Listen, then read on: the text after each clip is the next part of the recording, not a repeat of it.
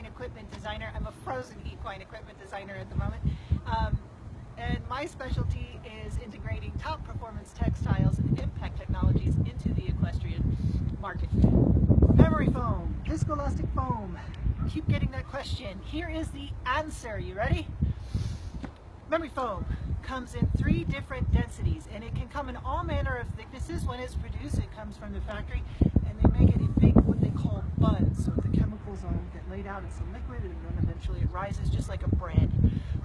So in these buns, it can be spliced a 1/2 inch, like here, 1/4 inch in some, 1 inch is typically what we use in our industry. So there you have it.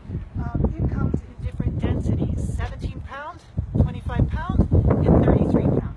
33 pound is mostly used in orthopedics. Now, does memory foam work in our industry? The answer is no. And the reason why is it can't. Memory foam was created, most of the memory foam today is manufactured for the bedding industry. It is not a performance polymer at all. Never designed for that. You're asking it to do something it cannot do. It wasn't designed to do it. I'm 6'2", not going to be a gymnast. Visco Elastic foam, it ain't going to be performance. So think bedding, that's why it has that delay. So when I roll across here, you can see the slow recovery of the foams. The other reason is because of the chemicals in the polymer itself. So think of it as a triangle. At the top, there is the chemicals are set to function at a peak temperature, and that peak temperature is called a glass transition, and in human grade products that is 68 degrees. This is when we have trouble translating human textiles and impact strategies into equestrian equipment, because the temperatures, this is one of those things where it doesn't match up. So 68 degrees is where these foams function the best, because think of a room, you know, restaurants, hotels, they all set it at 68 degrees because that is where a human being is most comfortable.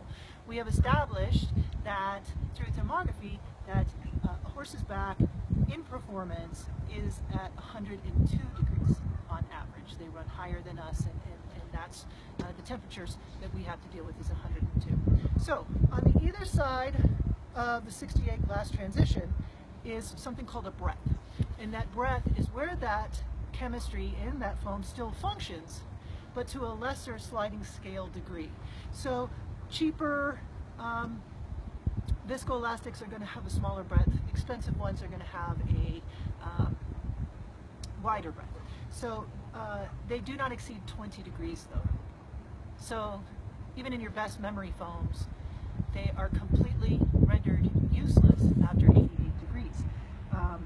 Think about how your temperature of your mattress would feel if it were 88 degrees, soggy and nasty. You know, but that's what it was designed to do. Now we may cut it up and put it in our products and shape it like things, but the fact of the matter is engineered to do something very different than what we're adapting it to do. And I must confess, I am equally as guilty as the other manufacturers. When I first started designing, I used this 25 pound for Fleeceworks for the perfect balance pad. This is straight into that pocket. This is from Matrix, or no, that's not from Matrix, that was from the Classic 3T3. That's the 17 pound. I thought it was great for a training tool to build soft tissue muscle. And this is the 33 pound. I use that in Matrix. I sent that one to the Olympics. I didn't know, because we didn't know, and now we do. And that is my review.